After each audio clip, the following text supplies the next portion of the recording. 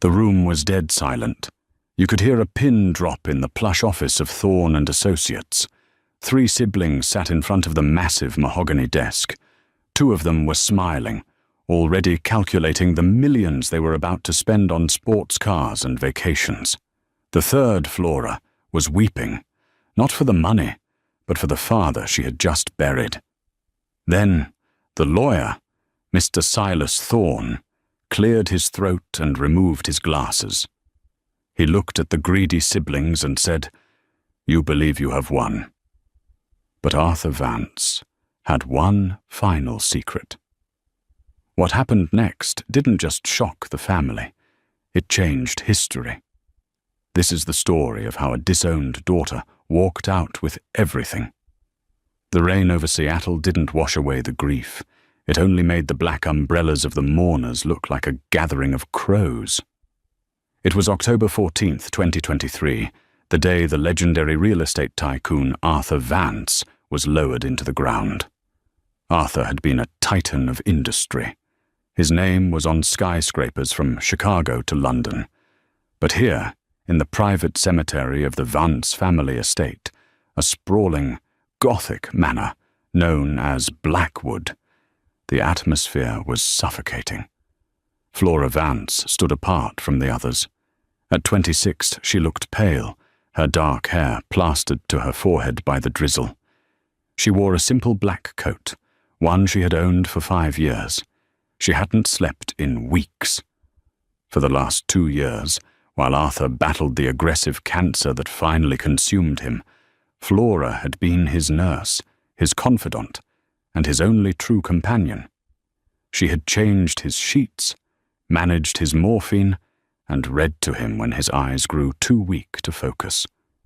Standing 10 feet away, under a canopy held by a chauffeur, were her half-siblings, Amal and Sarah.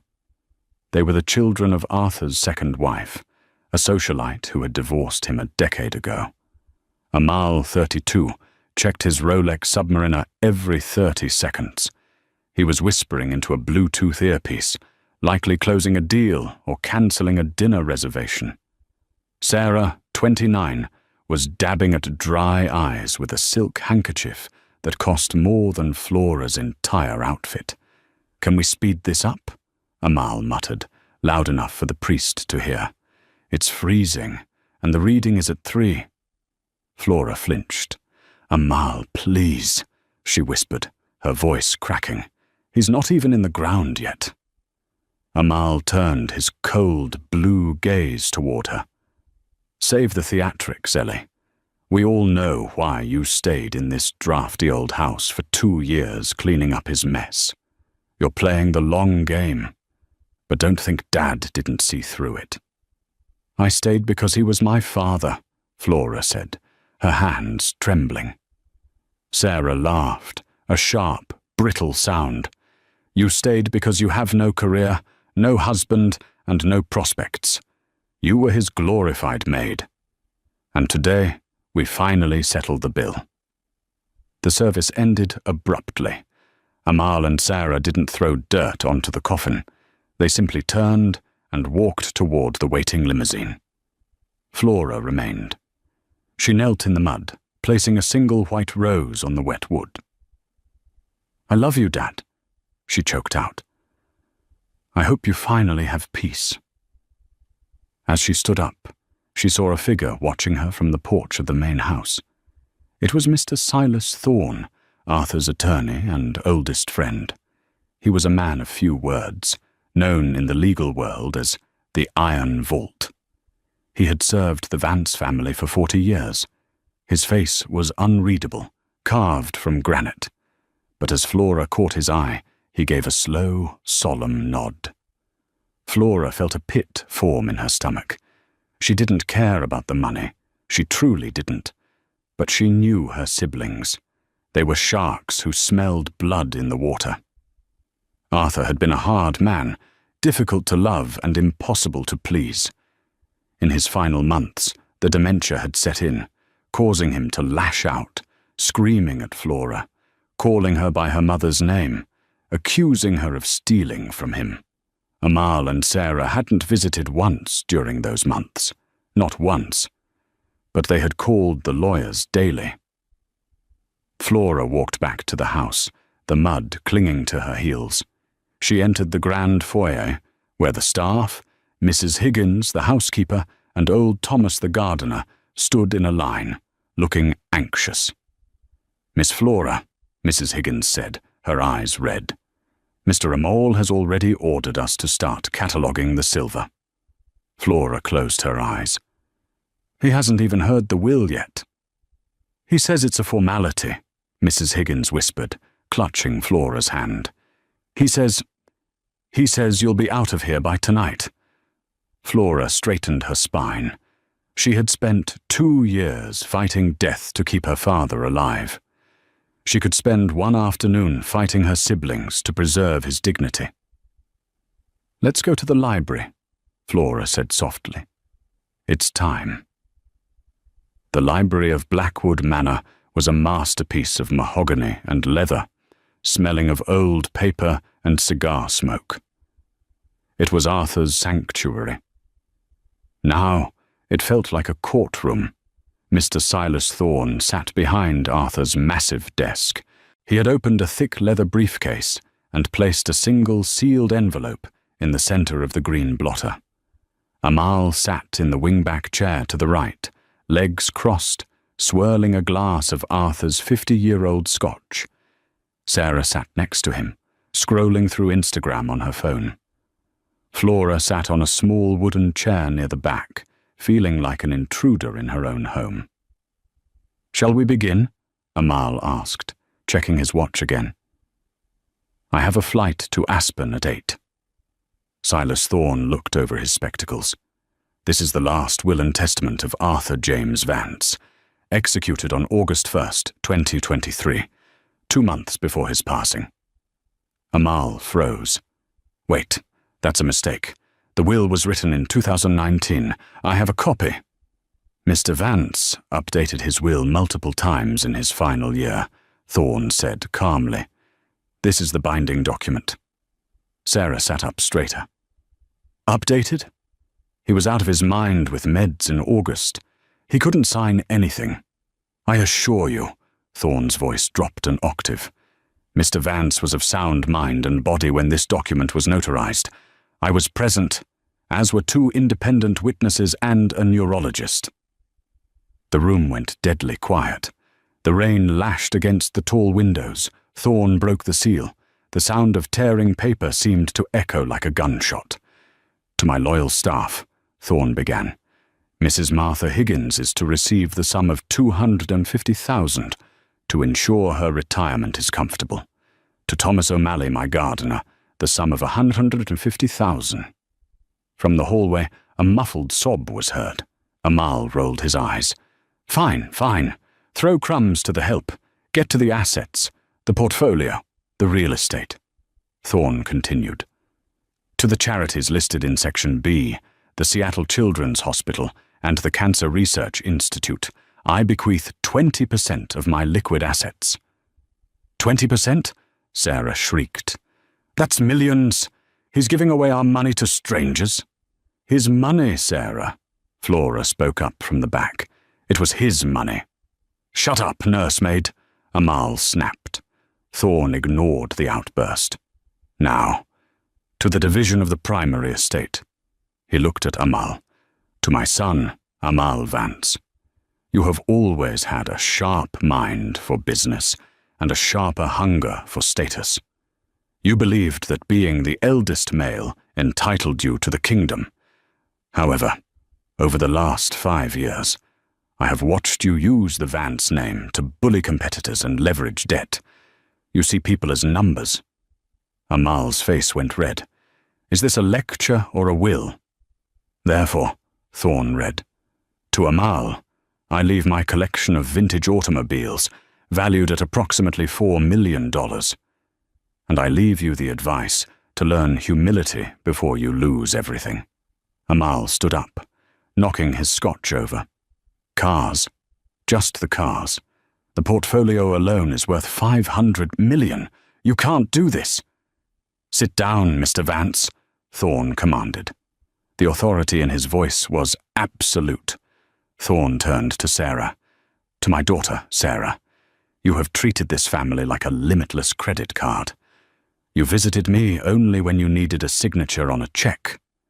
To you, I leave the Vance jewelry collection, including your mother's diamonds, valued at $3 million. May they bring you the attention you so desperately crave. Sarah gasped, her hand flying to her throat. $3 million? That's it? I can't live on $3 million. My mortgage is $50,000 a month. That leaves the remainder of the estate, Thorn said, looking toward the back of the room. Amal and Sarah turned slowly to look at Flora. Their eyes were wide with a mixture of shock and pure, unadulterated hatred. The house, Amal hissed. The stocks, the international holdings. He gave it all to her? To the mouse? Flora felt lightheaded. She hadn't expected this. She didn't want the empire. She just wanted to keep the house, to keep her father's memory alive. Thorn looked at Flora. His expression softened for a fraction of a second before hardening again. He looked back at the paper. To my daughter, Flora, Thorn read, and then he paused. The silence stretched for 10 seconds. Read it, Amal screamed. Thorn took a deep breath. To my daughter, Flora, you were the only one who stayed. You were the only one who cared. You sacrificed your youth to wipe the brow of a dying old man. Flora began to cry silently. But, Thorn continued, I am a businessman, Flora, and I fear that you are too soft for this world. You have a good heart, but a good heart is a liability in the Vance Empire. If I leave you the company, Amal and Sarah will tear you apart in court within a year. They will destroy you. Flora's heart stopped. Therefore, Thorn read, his voice heavy, I cannot leave the burden of the Vance Empire to you. It would be a curse, not a gift. Amal and Sarah looked at each other, confused. So, Amal stammered, who gets it? Thorn turned the page. The entirety of the Vance liquid assets, the controlling shares of Vance Global and the Blackwood estate are to be placed into a blind trust, managed by a board of directors, until such time as a worthy heir reveals themselves. A worthy heir? Sarah asked. What does that mean? It means, Thorn said, closing the folder, that none of you get the empire. Not today. This is insane, Amal yelled. Who is the heir then? Thorn reached into his briefcase and pulled out a small silver flash drive. He placed it on the desk. There is a second clause, Thorn said. A test of character clause. Arthur recorded a video message 3 days before he died. He left specific instructions that this video was only to be played if the family began fighting immediately after the will reading. Thorn looked at the puddle of scotch on the floor and Sarah's angry face. As you have clearly demonstrated, Thorn said dryly, the conditions have been met. He walked over to the large television screen mounted on the wall and plugged in the drive. The screen flickered to life. And there was Arthur Vance. He looked frail, sitting in his hospital bed, breathing with an oxygen tube. But his eyes were sharp. Hello, children. The video, Arthur rasped. If you are watching this, it means you're disappointed. Good. Arthur leaned into the camera. I knew Amal would want the power. I knew Sarah would want the money. And I knew Flora would just want everyone to stop fighting. On the screen, Arthur coughed, a painful, rattling sound. So I have set up a game, a final test. Scattered across this estate and the city are clues. But the key to the entire fortune lies in the hands of the person I trusted most in this world. Amal looked at Thorn. You. On the screen, Arthur shook his head, as if he could hear them. No, not the lawyer. The person who holds the key, Arthur said, smiling weakly, is the one person, None of you have looked in the eye for 20 years. The screen went black. The room was silent. Who? Sarah whispered. Who is he talking about? Flora looked around the room. She looked at the lawyer. Then her eyes drifted to the open door of the library. Standing there, holding a tray of tea that no one had asked for, was Mrs. Higgins, the housekeeper. She was trembling. Mrs. Higgins? Flora asked softly. The old woman looked up, terror in her eyes. I have a letter, Miss Flora. Mr. Arthur gave it to me. He said to give it to you when the yelling started. Amal lunged across the room. Give me that letter. He was fast, but Flora was closer. She jumped up, blocking Amal from the elderly woman. Don't you touch her, Flora screamed, a fire igniting in her belly that she didn't know she possessed. Amal stopped, sneering. Hand it over, Ellie. It belongs to the family. I am the family, Flora said, her voice shaking but firm. She took the envelope from Mrs. Higgins's shaking hand. It wasn't a legal document. It was a handwritten note. Flora tore it open. Inside was a single sentence and a set of coordinates.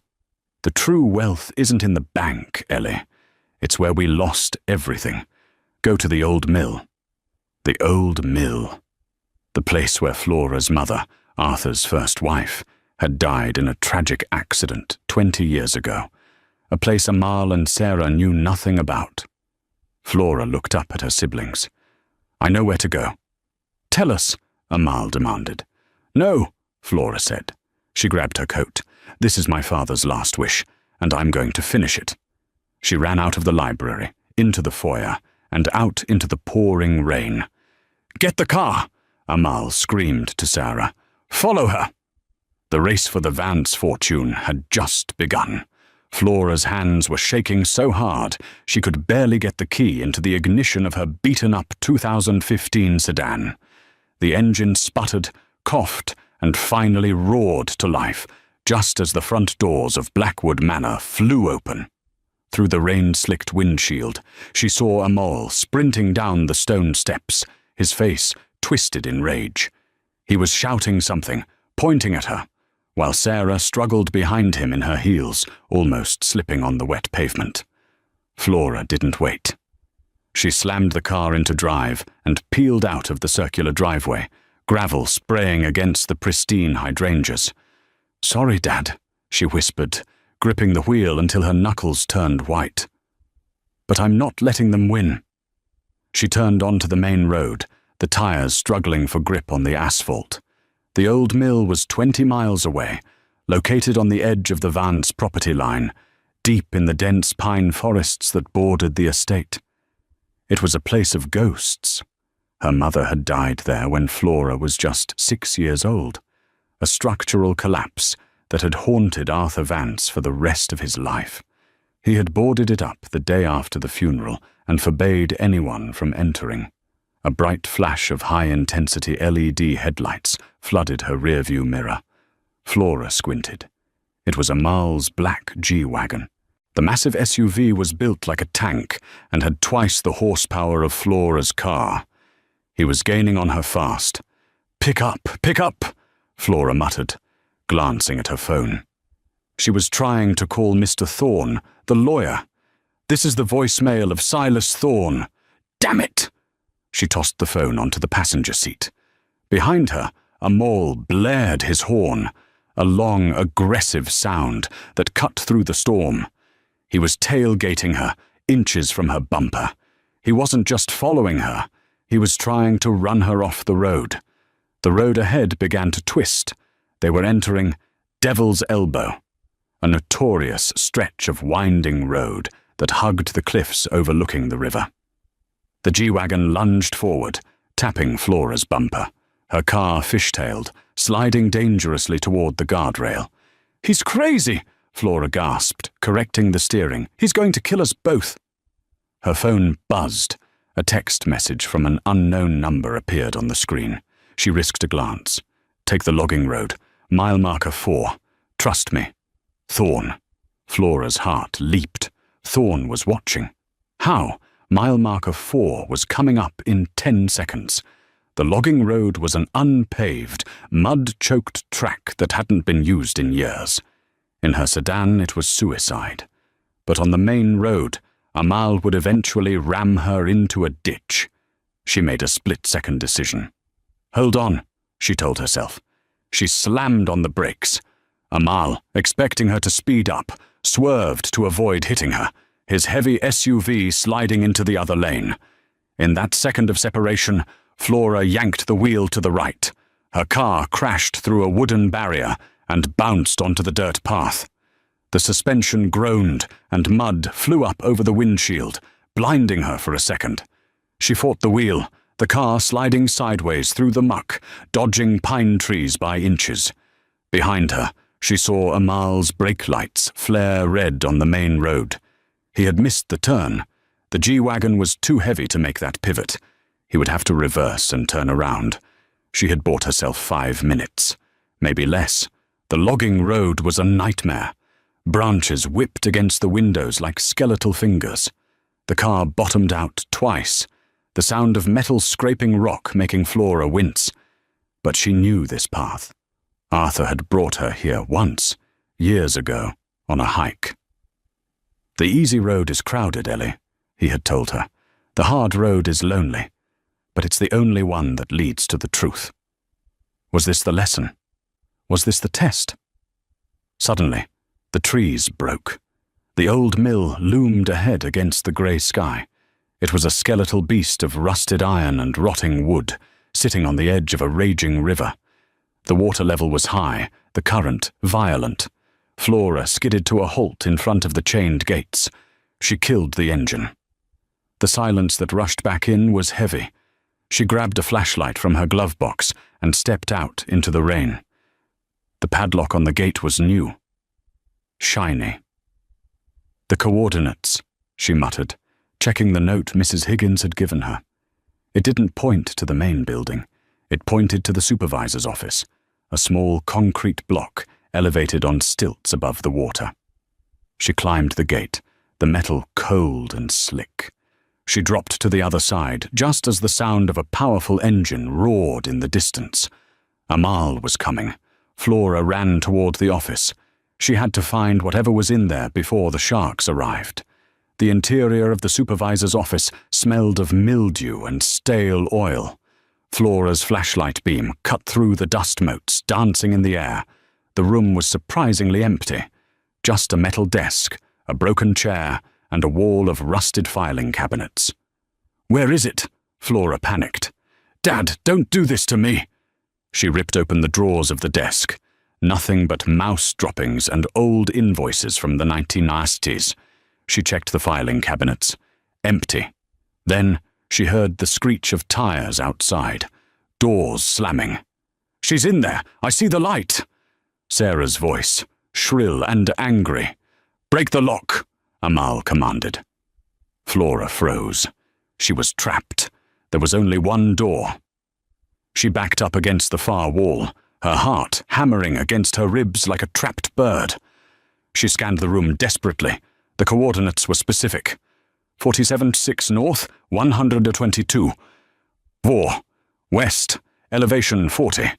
She looked down. The floor. Under the desk, the linoleum was peeling. She dropped to her knees and tore the flooring back. There, embedded in the concrete, was a small floor safe. It wasn't old. It was a modern, digital keypad safe. "The code," Flora whispered. "What's the code?" Outside, a heavy rock smashed against the office door. The wood splintered. "Open the door, Flora," Amal roared. "We know you're in there. You're trespassing on estate property." "I have a right to be here," Flora shouted back, her voice shaking. "You have nothing," Amal yelled. Another smash. The door hinges groaned. Flora looked at the keypad. 6 digits. She tried her father's birthday. 0812555. Beep, beep, beep. Error. She tried the date of his death. Beep, beep, beep. Error. Red light flashing. System lockout in one attempt. One try left. If she failed, it would lock forever. The door burst open.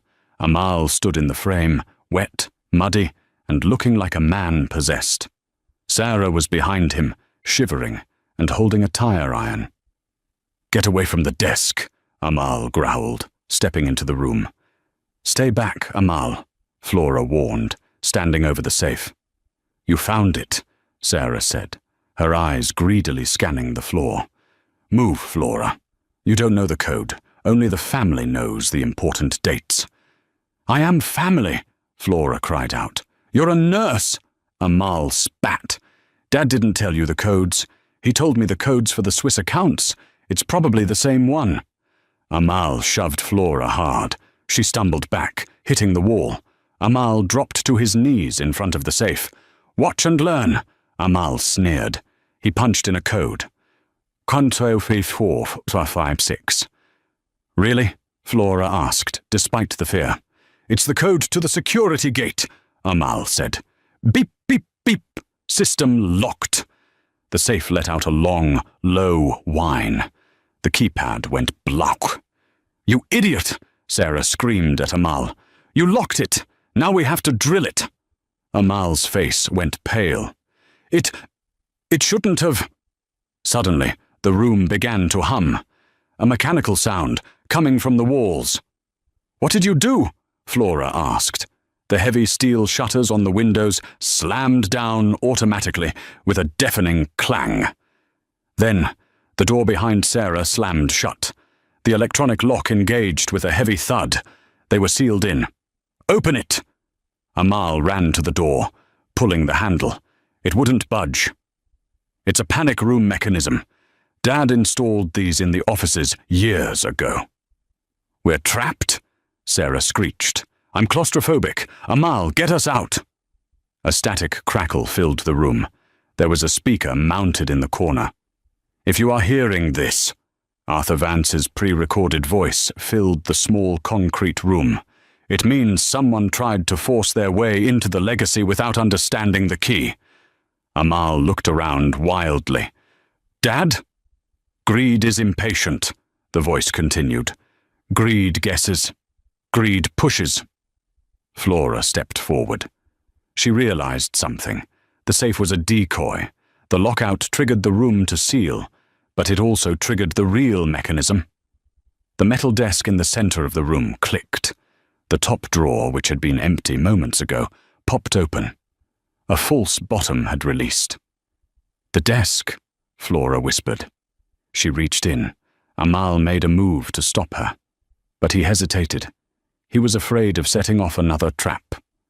Flora pulled out a thick, leather-bound journal and a strange, heavy brass key. "That's it," Sarah yelled. "Give it to me." "No," Flora said firmly. She opened the journal to the first page. It wasn't a bank ledger. It was a diary. She read the first line aloud. "October 14th, 2003. Today, I lost my wife.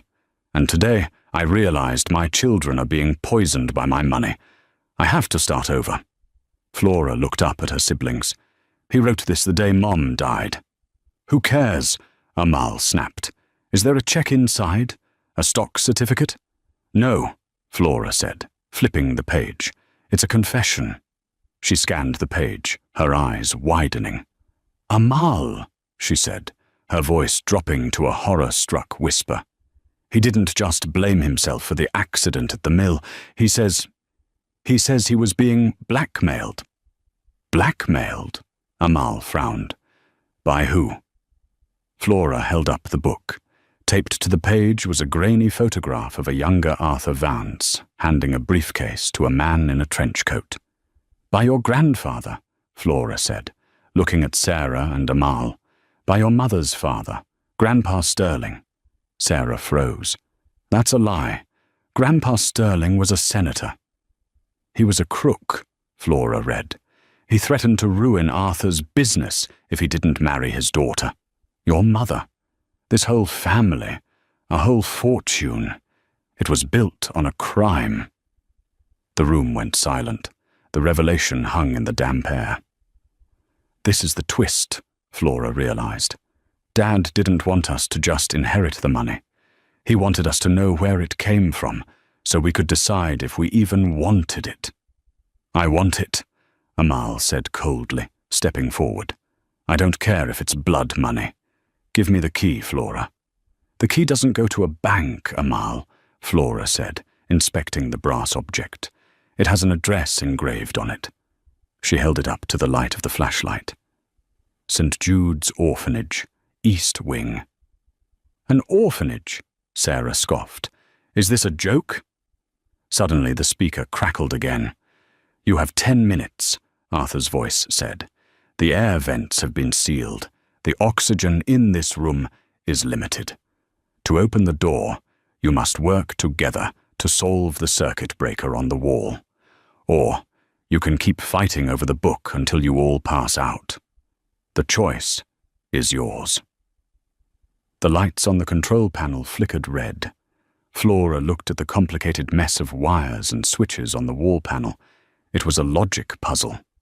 Arthur loved logic puzzles. I can't do this alone, Flora said. I need someone to read the schematics while I wire it. She looked at Amal. You're an engineer, Amal. You went to MIT before you dropped out to party. Amal looked at the door, then at the panel. He looked scared. The arrogance was melting away. And Sarah, Flora said, you have smaller hands. You need to reach the fuse behind the grate. Why should we help you? Sarah cried.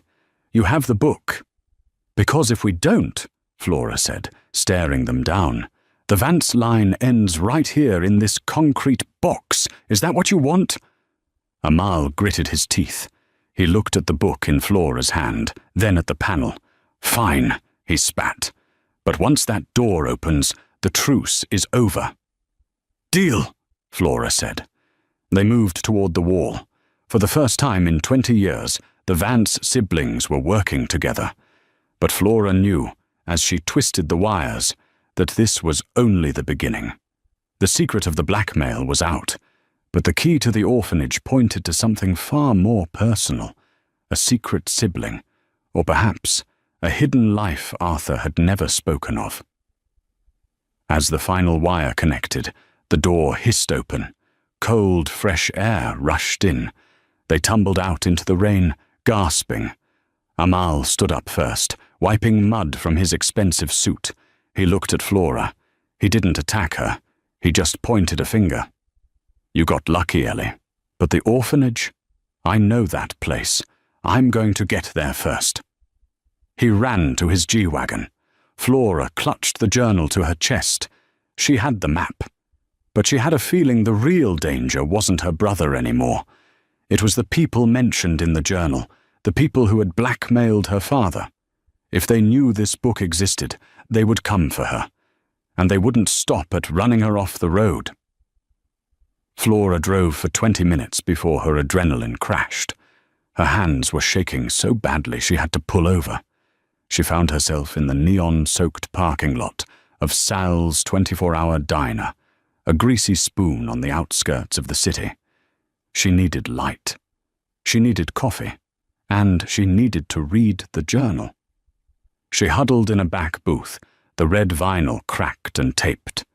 She ordered a black coffee and opened the leather-bound book again. Her eyes scanned her father's frantic handwriting. The entries from 20 years ago painted a terrifying picture. August 2003. Sterling knows. He knows I plan to divorce his daughter. He sent a man named Cray to my office today. Cray didn't say a word. He just placed a photo of Flora on my desk, a photo of her at her kindergarten playground. The message was clear. If I leave the family, if I take the money, they will hurt her. Flora gasped, covering her mouth. Her father hadn't been distant and cold because he didn't love her. He had pushed her away to make her a smaller target. He had stayed married to the shark-like mother of Amal and Sarah, not out of loyalty, but out of fear for Flora's life. You protected me, she whispered, tears welling up. You suffered in that house for 20 years to keep me safe. She flipped to the last page, written just weeks before his death.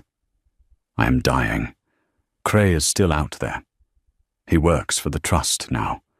The dark money behind the sterling name. They think when I die, the secrets die with me. But this journal is the insurance policy. If Flora finds this, she must know. Do not trust the police. The Sterlings own them.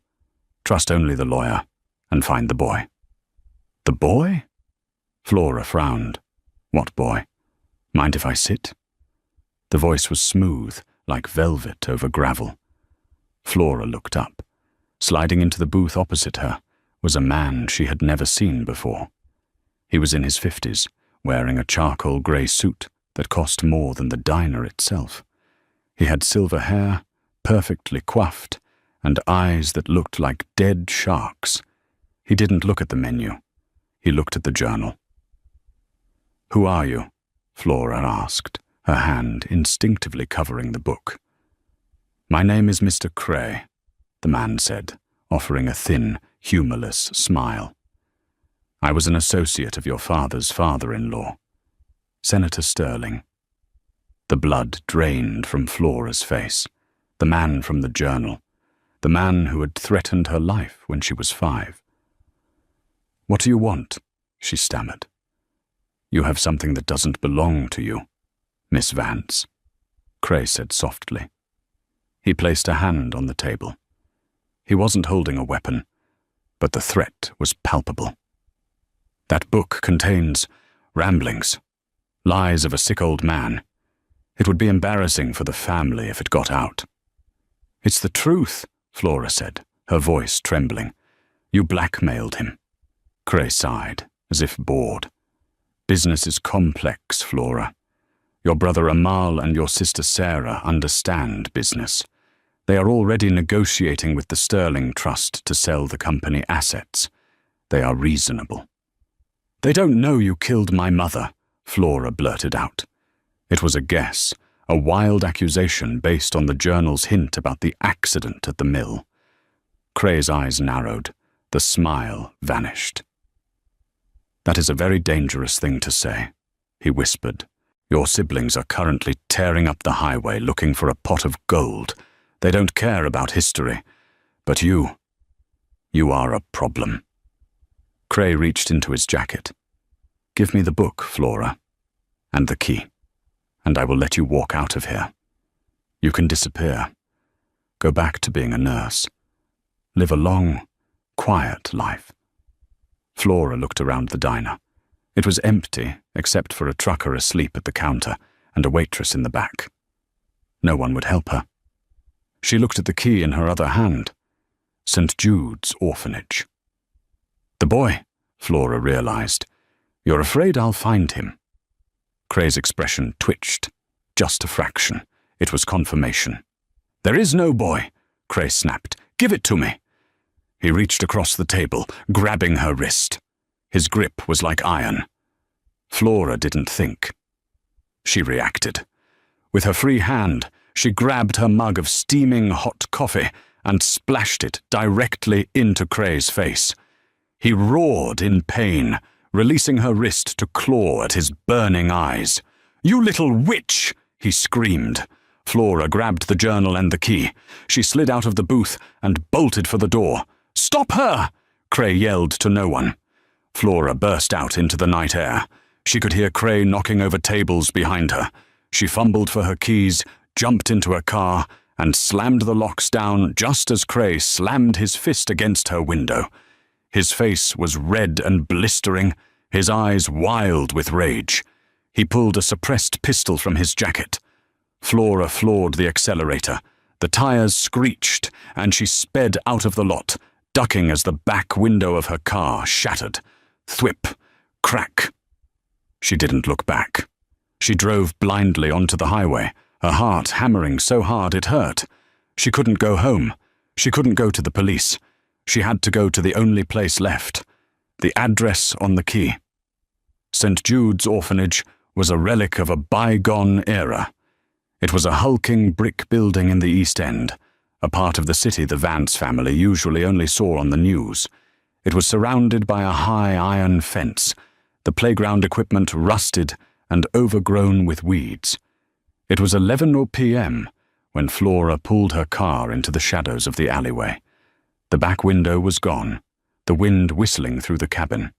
She pulled her coat tight and approached the side gate. She expected it to be locked, but as she pushed, it creaked open. The main building was dark, save for a single light in a ground-floor window. Flora approached it and knocked on the glass. Moments later, an elderly woman in a nun's habit opened the side door. She looked wary, squinting into the gloom. "We have no money for donations tonight," the nun said sharply. "Come back in the morning." "Sister," Flora said, holding up her hands. "I'm not here to donate. I'm Flora Vance, Arthur Vance's daughter." The nun froze. Her expression softened instantly, shifting from suspicion to a deep, sad recognition. "Flora," the nun breathed. "He said you might come, but we expected you years ago." "You knew him?" "Arthur built the new wing of this orphanage," the nun said, opening the door wider. "He came here every Wednesday for 20 years. Please come in, before the damp gets to you." Flora stepped inside. The hallway smelled of floor wax and cabbage. It was poor, but clean. "I have a key," Flora said, holding up the brass object. "It says East Wing." The nun, Sister Margaret, nodded solemnly. "Follow me." They walked through the silent corridors. Flora saw rows of sleeping children in open dormitories. It was a stark contrast to the velvet and silk of Blackwood Manor. "Your father was a good man, Flora," Sister Margaret whispered. "He lived a double life.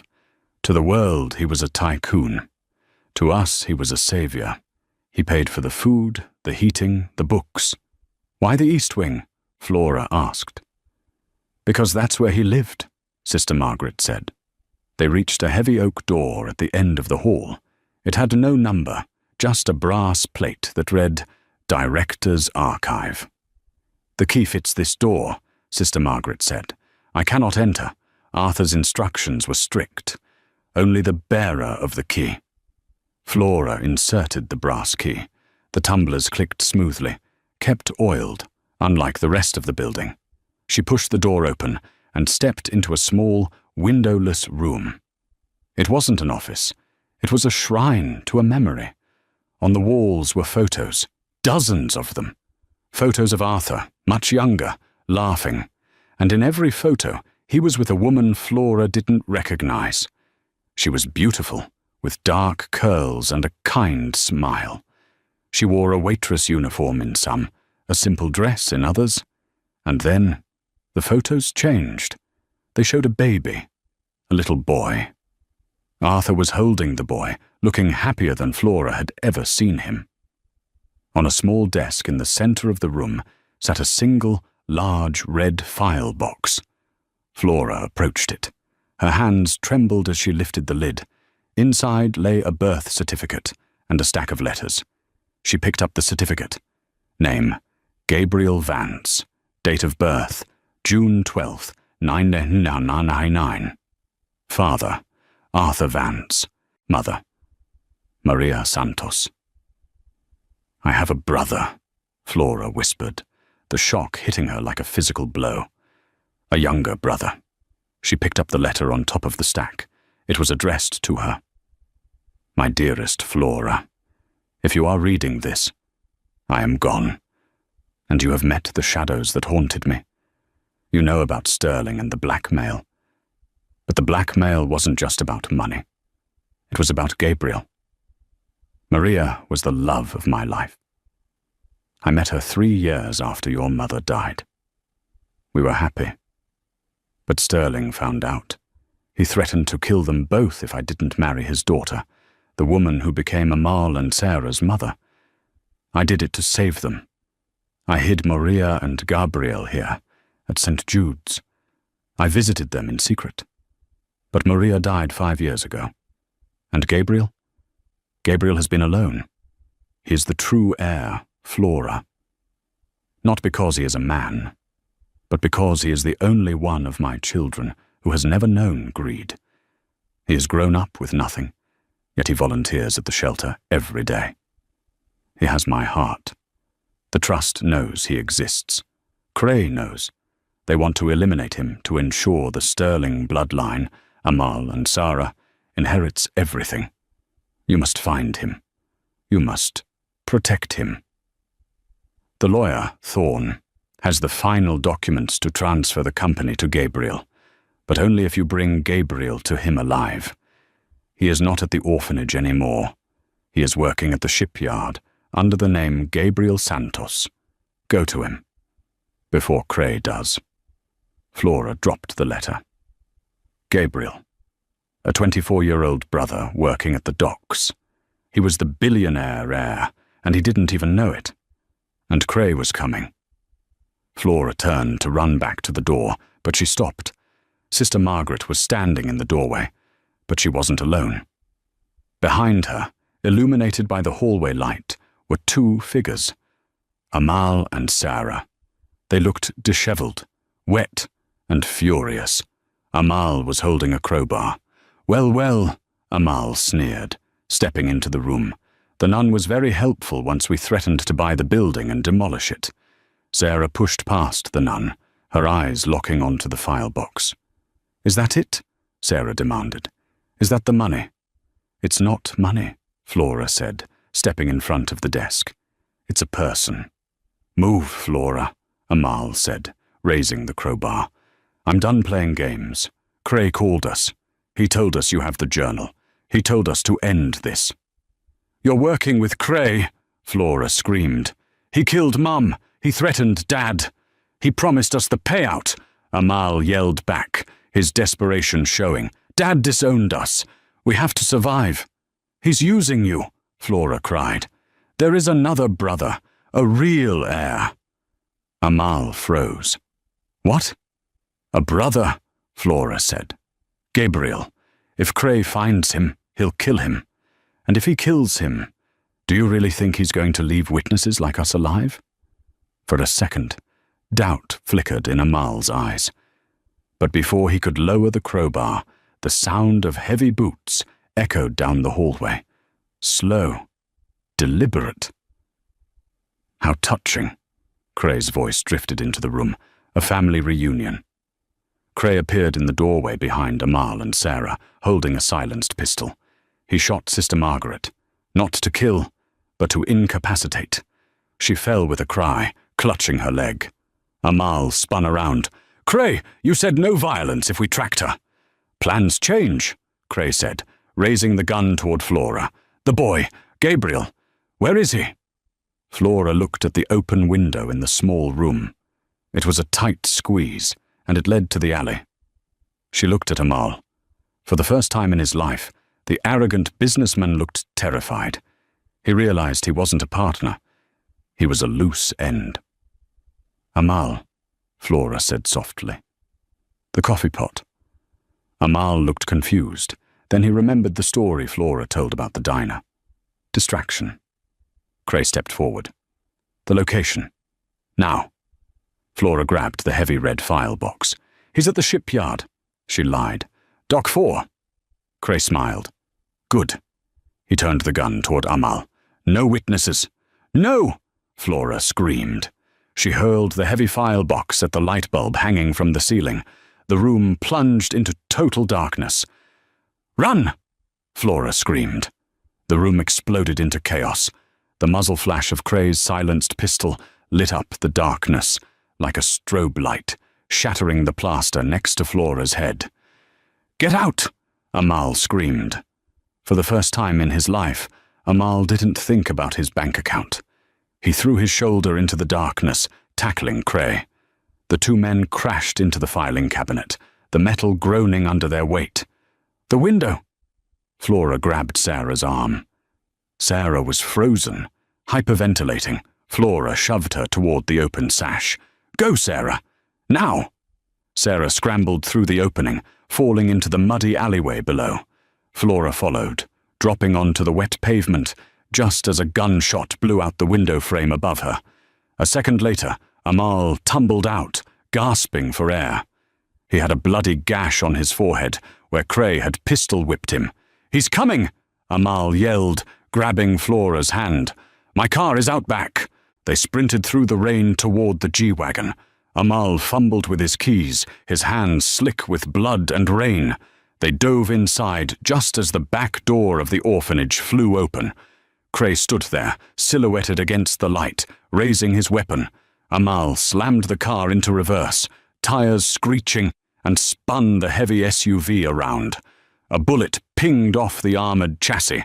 Amal had paid extra for the bulletproofing, a vanity purchase that just saved their lives. They roared onto the street, leaving the assassin behind. For a mile, there was only the sound of heavy breathing. Then, Sarah broke the silence. "He was going to kill us," she sobbed, curled up in the back seat. "Our own grandfather's fixer. He was going to execute us." "We're liabilities now," Amal said, his voice grim. He looked at Flora in the rear-view mirror. "You said the shipyard. Is that really where he is?" "Yes," Flora said, clutching the birth certificate she had managed to shove into her coat. "Gabriel Santos. He works the night shift at the dry docks." "Cray will know that too," Amal said, speeding up. "He has the Trust's resources. He'll track Gabriel down within the hour." "Why are we saving him?" Sarah cried. "If he dies, the money?" "There is no money if we're dead, Sarah," Amal snapped. Then his voice softened. "And Dad was right."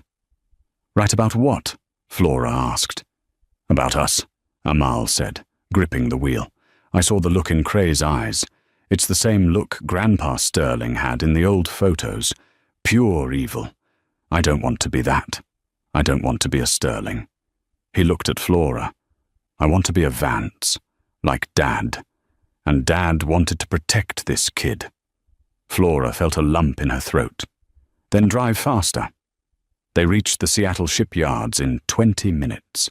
It was a labyrinth of shipping containers and massive cranes, illuminated by harsh floodlights. "There," Flora pointed. "Dock 4. The employee roster said he's a welder." They abandoned the car and ran toward the dry dock. Sparks were flying from the hull of a massive tanker. A lone figure was suspended on a scaffold, welding a seam. "Gabriel!" Flora screamed, waving her arms. The figure stopped. He lifted his welding mask. Even from a distance, Flora gasped. He had Arthur's eyes. He had Arthur's jawline. He looked more like their father than Amal did. Gabriel Santos lowered the scaffold and jumped down. He was tall, wearing grease-stained coveralls. He looked at the 3 well-dressed, terrified strangers with confusion. "Can I help you?" he asked, his voice deep and calm. "You're in danger," Flora said, breathless. "We need to get you out of here." "Who are you people?" Gabriel asked, stepping back. "I'm your sister," Flora said. Gabriel froze. What?" Before he could answer, a single shot rang out. Ping! A bullet struck the metal hull inches from Gabriel's head. "Get down!" Amal tackled Gabriel, driving him behind a stack of steel beams. Cray was walking down the length of the dock, calm and methodical. He had reloaded. "Very noble," Cray called out, his voice echoing off the metal containers. "But futile. Hand over the boy, Amal. You can still keep the company." Amal looked at Gabriel, this stranger, his brother, and then at Flora. "No deal," Amal yelled back. "Have it your way," Cray said. He raised the gun, aiming for the exposed gap in the steel beams where Flora was crouching. "No!" Gabriel shouted. He tried to move, but he was unarmed. Cray squeezed the trigger, but the shot never came. Instead, a blinding spotlight from above flooded the entire dock. The deafening thwop, thwop, thwop of a helicopter rotor drowned out the rain. "Drop the weapon!" A voice boomed from a loudspeaker. Cray looked up, blinded. From the shadows of the shipping containers, a dozen SWAT team members swarmed in, rifles raised. "Federal agents! Drop it!" Cray hesitated. For a second, he looked like he might shoot anyway. But then, a black sedan screeched onto the dock. Mr. Silas Thorne stepped out, flanked by 2 armed officers. "It's over, Cray," Thorne shouted, his voice cutting through the noise. "I sent the files to the FBI an hour ago. The Sterling Trust is frozen. Your employers are already in handcuffs." Cray lowered the gun. He smiled a cold, defeated smile. Arthur always was one step ahead. As the police tackled Cray, handcuffing him against the wet pavement, the adrenaline finally left Flora's body. She slumped against the cold steel of the container. Thorne walked over to them. The stoic lawyer looked at the 4 siblings, Flora, Amal, Sarah, and the confused Gabriel. "You cut it close, Miss Vance," Thorne said, a rare sparkle in his eye. "I was tracking your phone, but I needed you to find the boy. Arthur knew you were the only one stubborn enough to do it." Gabriel looked at Flora. "You're Arthur Vance's daughter?" "Yes," Flora said, reaching out to take his grease-stained hand. "And you're his son. You're our brother." Amal stood up, wiping mud from his suit. He looked at Gabriel, then extended a hand. "I'm Amal. Sorry about the tackle." Gabriel hesitated, then shook it. "Gabriel." Sarah, shivering and missing a shoe, looked at the welder. "You better not be as annoying as Amal," she muttered, but there was no venom in it. Only relief. The rain finally stopped. Epilogue. 6 months later. The boardroom of Vance Global was full, but this time the atmosphere wasn't hostile. Gabriel sat at the head of the table. He wore a suit, but he looked uncomfortable in it. He preferred the site visits. "The motion carries," Gabriel said. "We're liquidating the Sterling assets to fund the new community housing project." Amal, sitting to his right as the chief operations officer, nodded. "It's a good move. The PR alone will triple our stock value." Amal had lost his arrogance, but he had kept his business brain. He was finally using it to build, not to destroy. Sarah was in charge of the Vance Foundation. She was still dramatic, but she was channeling that energy into fundraising galas that actually helped people. And Flora? Flora stood by the window, looking out at the city. She wasn't on the board. She didn't want a title. She had gone back to nursing school to finish her degree, funded by her share of the trust.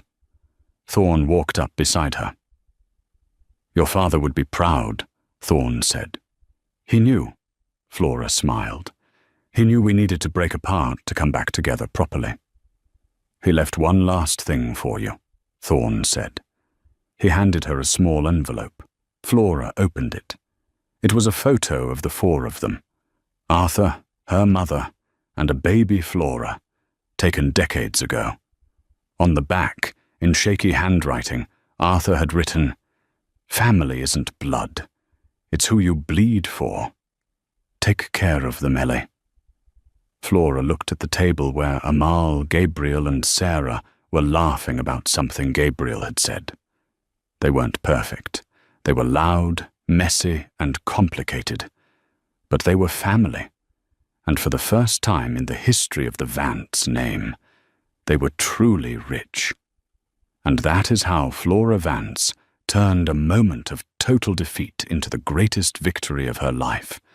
She walked into that will reading a disowned outcast, and she walked out the matriarch of a new legacy.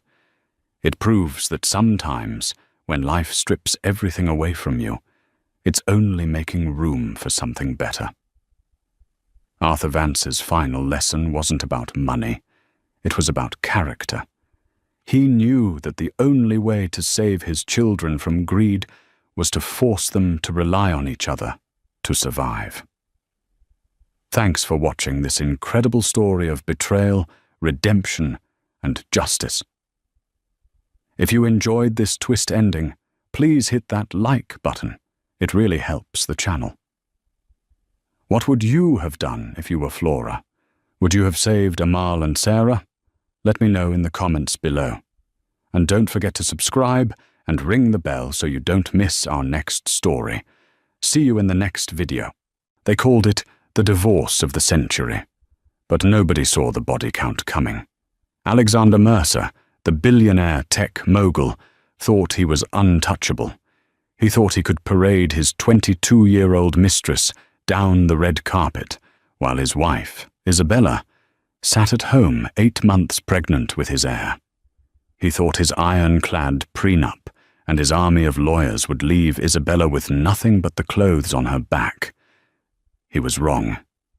Dead wrong. Because Isabella wasn't just a wife, she was the one holding the keys to his entire empire. And when a pregnant woman has nothing left to lose, her revenge isn't just sweet, it's total destruction. This is the true story of how the underdog bit back. The flashes of the paparazzi cameras were blinding, turning the humid New York night into a strobe-lit nightmare. Outside the Pierre Hotel on Fifth Avenue, the city's elite were gathering for the annual Gold Horizon charity gala. It was the kind of event where a single ticket cost more than most families earned in a year, and attendance was mandatory for anyone who mattered in the financial world. Isabella Mercer stepped out of the black town car, her hand instinctively resting on the heavy swell of her stomach. She was 8 months pregnant, her ankles swollen, her back aching, wearing a custom silk gown that had been let out 3 times to accommodate the baby. She looked around, expecting to see her husband, Alexander Mercer, stepping out of the car behind her. But the door slammed shut. The driver, a man named Thomas, who had driven her for 5 years and knew her coffee order by heart, refused to look her in the eye. "Thomas?" she asked, her voice trembling slightly. "Where is Alex?" "Mr. Mercer arrived separately, ma'am," Thomas said, staring straight ahead through the windshield. "He instructed me to drop you at the side entrance." The side entrance. Like the help. Isabella swallowed the lump in her throat. She was the wife of the CEO of Mercer Dynamics, a company currently valued at $40 billion. She was carrying his firstborn son. And yet, she was being ushered in through the service doors while he... A roar went up from the front of the hotel. The crowd screamed. The paparazzi went into a frenzy. Isabella walked as fast as her condition allowed toward the main foyer, slipping past a confused security guard. She reached the edge of the grand ballroom just as the main doors swung open. There he was. Alexander Mercer, 6'2", wearing a bespoke Tom Ford tuxedo, looking like the master of the universe. He had that smile, the shark-like grin that had charmed Wall Street investors and broken competitors. But he wasn't alone. Hanging on his arm, draped in a sheer, diamond-encrusted dress that left nothing to the imagination, was Chloe St. James. She was a 22-year-old influencer whose father owned a chain of hotels in Miami. She was glowing, throwing her head back and laughing, her hand possessively clutching Alexander's bicep. The room went silent. The music seemed to stutter. Every socialite, every hedge fund manager, and every rival CEO turned to look. Everyone knew Isabella was pregnant. Everyone knew she was supposed to be here. Alexander didn't just bring a mistress, he flaunted her. Isabella felt the blood drain from her face. She stood near a pillar, hidden by the shadows, watching the humiliation unfold. Is that Chloe?" a woman whispered loudly near Isabella. "With Alex? Where is Isabella?" "I heard she's too fat to leave the house," another voice snickered. "Alex needs someone who matches his brand value." Alexander stopped in the center of the room, grabbing a microphone from the MC. He looked drunk, not on alcohol, but on power. "Ladies and gentlemen," Alexander boomed, his voice echoing off the vaulted ceiling. "Thank you for coming. Tonight is about the future. And speaking of the future, I want to introduce you to the new face of the Mercer Foundation, Miss Chloe St. James. Chloe beamed, waving to the crowd like royalty. "Thank you, Alex," she purred into the mic. "I can't wait to start. Cleaning house." Isabella stepped out of the shadows. She couldn't stop herself. It was a visceral reaction, a mother protecting her dignity. She walked into the light. "Alex," she said. Her voice wasn't loud, but in the silent room, it carried. Alexander turned. His eyes landed on his wife. There was no shame in his face, only annoyance. He looked at her pregnant belly with a sneer of disgust. "Isabella," he said coldly, lowering the mic, but not enough so that the front row couldn't hear. "I thought I told Thomas to take you home. You look tired." "I am your wife," Isabella said, holding her ground, though her legs shook. "This is our charity. And that is the woman you've been sleeping with in our Hamptons house." The crowd gasped. Chloe laughed, a sharp, brittle sound. "Oh, honey. Wife is just a title, and titles expire. Look at you. You're a mess. Alex needs a partner, not an incubator." Alexander signaled to his head of security, a massive man named Brock. "Escort Mrs. Mercer out. She's making a scene. The hormones are clearly making her hysterical." "You can't do this," Isabella whispered, as Brock grabbed her arm. Alexander leaned in close, his breath smelling of expensive scotch and mint. "I just did. My lawyer sent the papers an hour ago. Check your email. You're done, Bella. I'm keeping the company, the houses, and once the kid is born, I'll take full custody too. You're unfit. Look at you screaming at a charity gala." He straightened up and turned back to the crowd, smiling. "Sorry about that, everyone. Mental health is a serious issue. We will get her the help she needs." As Isabella was dragged out of the ballroom, the last thing she saw was Chloe St. James, placing a hand on her flat stomach and winking at her. Isabella was dumped on the curb outside the Pierre. It was raining now.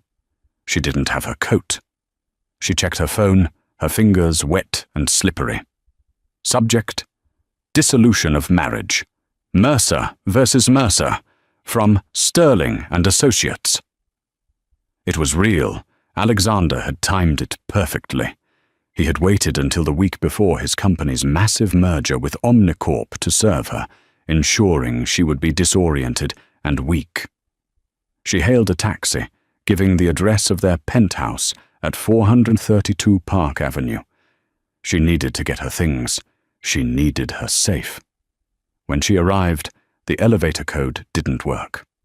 "I'm sorry, Mrs. Mercer," the doorman said, looking genuinely pained. He liked Isabella. She was the only one who asked about his kids. Mr. Mercer called. He changed the codes 10 minutes ago. He said, "You don't live here anymore." "My medicine is in there," Isabella said, panic rising. "My passport, the nursery, everything for the baby." He said, "Your personal effects have been sent to a storage facility in Queens. Here is the address." He handed her a slip of paper. Isabella stood in the marble lobby, shivering. She had no access to their joint accounts. She checked her banking app and it flashed, "Access denied." He had frozen everything. He had left her with the credit card in her purse, which was likely cancelled too. She was the wife of a billionaire, and she didn't have enough cash to buy a sandwich. She went to the only place she could think of, a small, dusty law office in Brooklyn. It belonged to her father's old friend, Saul Berkowitz. Saul wasn't a high-powered corporate shark like Alexander's lawyer, Marcus Sterling. Saul was a man who handled wills for grandmothers and disputed parking tickets.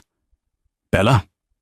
Saul looked up from his desk, his glasses sliding down his nose as she stumbled in, soaking wet.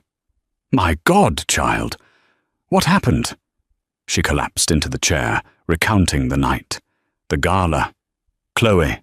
The lockout. Saul listened, his face growing paler by the minute. He pulled out a copy of the prenup she had signed 5 years ago. He adjusted his glasses and read it, sighing heavily. "Bella, this is ironclad," Saul said softly. "Alexander's father wrote this. It says if you divorce, you get a lump sum of $500,000, but you waive rights to all company shares, real estate, and future earnings. It also has a morality clause. If you create a public scandal, like getting thrown out of a gala, he can petition to withhold even that lump sum." "He set me up," Isabella whispered. "He provoked me so I would make a scene." "He's a monster," Saul agreed. "But he's a monster with the best lawyers in New York. If we fight this in court, he will drag it out for years. He will bleed you dry. You have a baby coming in 4 weeks. You have no home, no money." Isabella looked at the rain streaking the window. She thought about Alexander's smirk. She thought about Chloe calling her an incubator. She stopped crying. Something in Isabella's eyes changed. The sadness evaporated, replaced by a cold, hard clarity. It was the look of a woman who realized that playing by the rules was what got her killed. To survive, she had to break the game. "Saul," she said, sitting up straighter. "Do you remember what I did before I married Alex?" "You were a coder," Saul said, "a brilliant one. You worked at that startup, the one Alex bought." "No," Isabella corrected him. "I didn't just work there. I wrote the core algorithm for the neural link interface, the technology that Mercer Dynamics is based on, the technology he is about to merge with Omnicorp for $10 billion. Saul frowned. "But you signed over the rights when you married him, didn't you? It was part of the merger of your assets." Isabella reached into her damp clutch bag.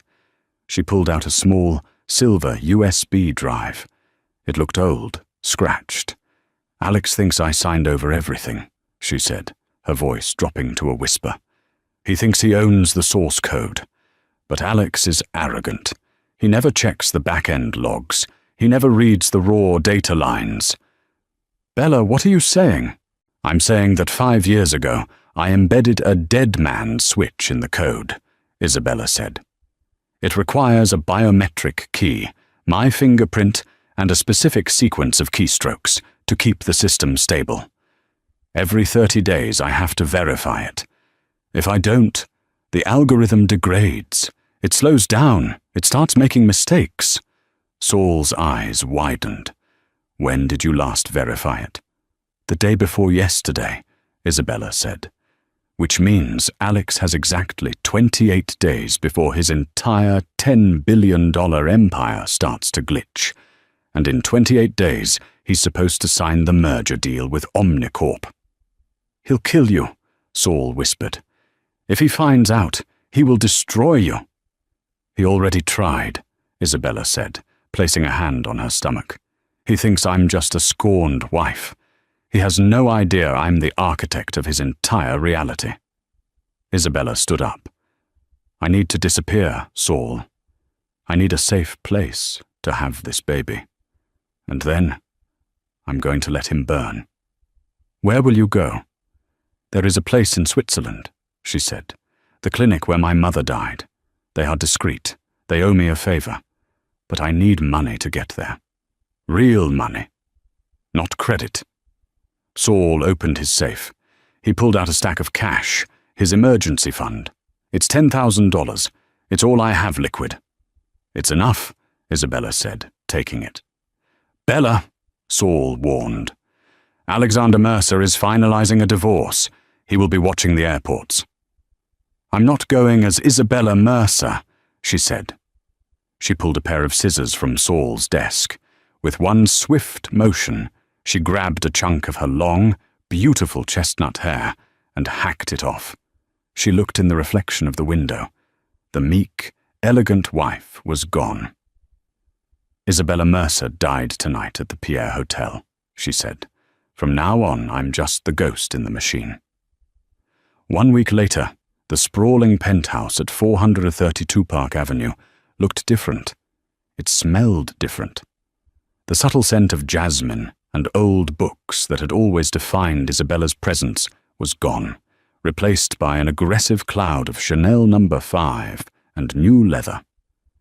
Chloe St. James was busy erasing the last 5 years of Alexander's life. "Alex, baby, look at this," Chloe chirped, holding up a delicate, hand-knitted cashmere blanket in a soft cream color. It was something Isabella had spent months making for the nursery. "This is so depressing. It smells like... old lady. Can I toss it? I want everything in the nursery to be modern. Think chrome. Think stark white." Alexander looked up from his tablet. He was sitting at the Italian marble island in the kitchen, reviewing the pre-merger valuation protocols. The numbers were astronomical. He was about to become one of the richest men in modern history. He looked at the blanket, then at Chloe. She was wearing one of Isabella's silk robes, cinched tight around her impossibly small waist. "Toss it," Alexander said distractedly, taking a sip of his espresso. "Whatever you want. Just make sure the place is ready for the Architectural Digest shoot next week. They want to feature the new look of Mercer Dynamics." "You're the best," Chloe squealed, dropping the heirloom blanket into a garbage bag filled with Isabella's maternity clothes. Alexander felt a microscopic twinge of guilt, which he immediately crushed under the weight of his own ego. Isabella had brought this on herself. The public scene, the hysteria. He needed a partner who could handle the spotlight, not one who crumbled under it. Chloe was young, hungry, and moldable. She was perfect for the brand. His phone buzzed. It was Marcus Sterling, his lead counsel. "Sterling, give me good news," Alexander demanded. "We have a slight complication with serving the final papers, Alex." Sterling's smooth baritone came through the speaker. "Mrs. Mercer has vacated the premises." "I know that, you idiot. I locked her out." "No, I mean, she has vanished," Sterling clarified. "Her phone is dead. Her credit cards haven't had a single hit in 7 days. We checked her father's old friend, Saul Berkowitz. He claims she came in soaking wet the night of the gala, borrowed $50 for a cab, and left. He says he hasn't seen her since." Alexander laughed, a cold, barking sound. "She's hiding. It's pathetic. She's probably curled up in some cheap motel in Jersey, crying over old photos. She has no money, Sterling. She's pregnant and alone. She'll crawl out when the hunger sets in or the baby comes. Keep the private investigators on it. But don't waste too much money. She's irrelevant now." He hung up. Irrelevant. That's what she was. He had the code. He had the company. He had the girl. While Alexander sat in his tower of glass and steel, believing he was untouchable, Isabella was learning how to become invisible. She had traded her platinum life for cash and paranoia. $10,000 doesn't last long when you are buying silence. She had purchased a burner phone and a heavy, used laptop with cash from a pawn shop in Queens. She stayed in SRO hotels where they didn't ask for ID, sleeping with a chair wedged under the doorknob. Her body was screaming. The stress was causing Braxton Hicks contractions that doubled her over in pain multiple times a day. Her ankles were so swollen she could barely wear the cheap sneakers she'd bought at Walmart. But her mind was sharper than ever. She sat in a grimy motel room near JFK Airport, the neon sign outside flickering red across her face. She opened the laptop and connected to the hotel's unsecured Wi-Fi through 3 different VPNs. She navigated to a dark web forum she hadn't visited since her hacking days in college. She needed a new identity. Not a great one, just one good enough to get her on a plane to Europe without triggering Alexander's alerts. She found a user named Null Vector. Saul had vouched for him years ago. Isabella, typing as Cypher Mom, need travel docs, fast, EU citizen preferred. Clean slate. Null vector, 5K, Bitcoin only. Meet in 4 hours. Port authority, lower level, by the pretzel stand. Come alone. It was half her remaining money. That night, wearing an oversized hoodie and a baseball cap over her hacked-off hair, she met the contact. He was a skinny kid, no older than 19, shaking from energy drinks. He slid a manila envelope into her tote bag and took the roll of cash without counting it. Isabella retreated to the bathroom of the bus terminal. She opened the envelope. It was a French passport. The photo was a digitally altered version of her old driver's license picture, with darker hair and glasses. The name read Ilara Vance. It wasn't perfect, but it would have to do. She looked at herself in the cracked mirror. Her eyes were sunken, dark circles bruising the skin beneath them. She looked nothing like the billionaire's wife who graced the society pages. "Goodbye, Isabella," she whispered to her reflection. She placed a hand on her stomach, feeling the baby kick hard. "Hold on, little one. Just a little longer. We're almost free." The next morning, Ilara Vance boarded a budget airline flight to Lisbon with a connecting flight to Zurich. She paid cash for the ticket at the counter, claiming she lost her credit card. The agent, tired and overworked, didn't even blink. As the plane lifted off the tarmac, leaving New York City behind, Isabella didn't look back. She opened the heavy laptop on her tray table.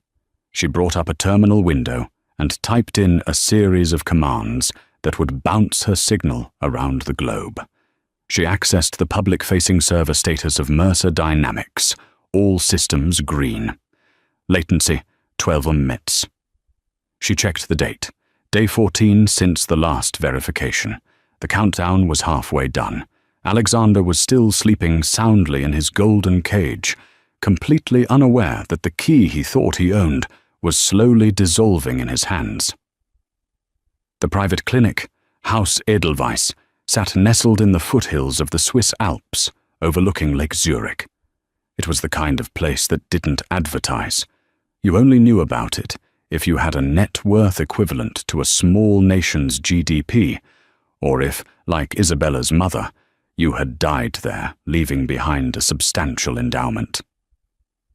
Dr. Elias Weber, the clinic's director, was a man of discretion. He remembered Isabella as a teenager, weeping by her mother's bedside. He asked no questions when she arrived unannounced, looking like a refugee, carrying nothing but a laptop and a fake passport. He gave her a private room in the East Wing, away from the other patients. He took her cash for the first month's stay and waved away the rest. "Your mother was a good woman, Isabella," Dr. Weber said, his German accent thick but gentle. "You are safe here, but your blood pressure is dangerously high. The stress, it is too much for the baby. You must rest. No phones, no internet." Isabella nodded meekly, promising to obey. The moment he left the room, she pulled the laptop from under her mattress. It was day 22. She logged into her back door. The data stream from Mercer Dynamics was changing. It was subtle. To an untrained eye, it looked like normal traffic fluctuation. But Isabella saw the pattern. The latency was spiking, up to 45 millimeters, then back down. The neural pathway predictions were showing a 0.04% error rate increase. It was beginning. The degradation phase. 4,000 miles away in New York, the tension in the boardroom of Mercer Dynamics was thick enough to choke on. It was final due diligence week. The Omnicorp acquisition team had descended like locusts. Their CEO, Lydia Croft, was a woman legendary for tearing apart companies during audits and lowering the acquisition price at the 11th hour. Lydia sat across the 20-foot mahogany table from Alexander. She was 60, with steel-grey hair cut in a severe bob and eyes like flint. "Your Q3 projections are ambitious, Alex," Lydia said, tapping a manicured fingernail on the glass report cover. "But my tech team has some concerns about scalability. The neural link algorithm is proprietary. You've blocked us from auditing the core code." Alexander leaned back, oozing confidence. Chloe was sitting next to him, trying to look interested, but mostly scrolling through Instagram under the table. "Lydia. Alexander smiled, his shark grin on full display. "You don't ask Coke for their secret recipe before you buy the bottling plant. The code is the crown jewel. It works. It's generated 40 billion in value. You've seen the demos." "I want to see a live stress test," Lydia demanded. "Today. I want to see it handle peak load traffic simulations before I sign off on $10 billion. Alexander felt a flicker of annoyance. "Fine. Ravi." He snapped his fingers at his chief technology officer, Ravi Patel, who was sweating profusely in the corner. "Set up the simulation. Show Lydia what my engine can do." Ravi nodded nervously and typed furiously into his console. The massive screens on the wall illuminated with complex data visualizations. The simulation began. For 10 minutes, it was flawless. The AI handled millions of simulated transactions per second, the neural pathways adapting in real time. Alexander watched Lydia's face. She was impressed, despite herself. Then it happened. On the main screen, a data packet flow turned red for a fraction of a second. The system stuttered. The latency counter on Ravi's screen jumped from 12 ms to 150 meters. Ravi gasped quietly. "What was that?" Lydia asked sharply. "That lag." Alexander hadn't even noticed it. He looked at Ravi. Ravi, pale as a sheet, quickly typed a command to clear the cache. The screen returned to normal. Apologies, Miss Croft. Just a minor server handshake issue on the simulator side. Our internal network is undergoing routine maintenance. The core code is stable." Lydia narrowed her eyes. "Maintenance? During final due diligence? That's sloppy, Alex." "Ravi, I told you to postpone all maintenance," Alexander barked, throwing his CTO under the bus without hesitation. "Fix it, now." "It's fixed, sir. See? All green." Ravi pointed to the screen, his hand shaking. Lydia didn't look convinced, but she let it slide. "Fine. We sign in 5 days. But if I see another handshake issue, the valuation drops by $1 billion. When the meeting adjourned, Alexander grabbed Ravi by the arm and dragged him into his office, slamming the door. Chloe slipped in behind them. "What the hell was that?" Alexander hissed. I don't know, Alex," Ravi stammered. "The core shouldn't have lagged like that. It's been running perfectly for 5 years. It's almost like it hesitated, like it was looking for something it couldn't find." "Well, find out what it is," Alexander threatened. "If you embarrass me in front of Lydia Croft again, you won't just be fired, Ravi. I'll make sure you never work in tech again." "Alex, baby, calm down," Chloe cooed, rubbing his back. "Ravi's just a nerd. He'll fix it. Let's go get dinner at Nobu. You need to relax." Alexander shrugged her off. "Not now, Chloe. This is business." He stared at the server screens in his office. For the first time since Isabella left, he felt a seed of genuine fear. He didn't understand the code. He had always relied on Isabella for that. And now, Ravi. In Switzerland, the pain hit Isabella like a freight train. It was day 25, 3 days left on the countdown. She was in her room, monitoring the latest latency spike on her laptop. It had hit 200 megahertz this time, when her water broke. It wasn't a trickle. It was a gush. Panic set in. She was 2 weeks early. She pressed the call button for the nurse, her breath coming in ragged gasps. The contractions were immediate and violent. Dr. Weber arrived within minutes. His face was grim as he checked her. "Isabella, the baby is in distress. His heart rate is dropping. We need to do an emergency C-section. Now!" The next hour was a blur of bright lights, surgical masks, and terrifying urgency. Isabella was alone. No husband to hold her hand. No Saul to reassure her. just the cold reality of the operating room in a foreign country under a fake name. She gripped the edge of the operating table, her mind vacillating between the fear for her child and the vindictive satisfaction of what was happening in New York. Let it burn, she thought. Let it all burn down. Then she heard it. A thin, reedy cry. Dr. Webber lifted the baby up. A boy. He was small, but he was pink and furious. They wrapped him and brought him to her cheek. He smelled of blood and new skin. Isabella kissed his forehead, tears streaming down her face. "Leo," she whispered. "My little Leo." The moment she touched him, the anger that had sustained her for weeks evaporated, replaced by a ferocious, overwhelming love. The game had changed. It wasn't just about revenge anymore. It was about survival, her son's survival. She looked at Dr. Webber as they wheeled her into recovery. "I need my laptop," she said weakly. "Isabella, you just had major surgery. Give me my damn laptop," she commanded, with a voice that belonged to the CEO she should have been. The nurse reluctantly brought it. Isabella, groggy from anesthesia, opened the lid with trembling fingers. Day 25 was ending. Day 26 was beginning. The system log from Mercer Dynamics was bright red. The latency was now permanent at 300 millimeters. The AI was starting to make logic errors in its predictive modeling.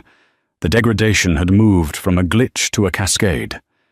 Isabella looked at her sleeping son in the bassinet next to her bed, then back at the screen showing Alexander's empire beginning to crumble. "Happy birthday, Leo," she whispered. "I got you a $10 billion fireworks display." Day 28, the day of the signing. The boardroom at Mercer Dynamics was set up like a coronation.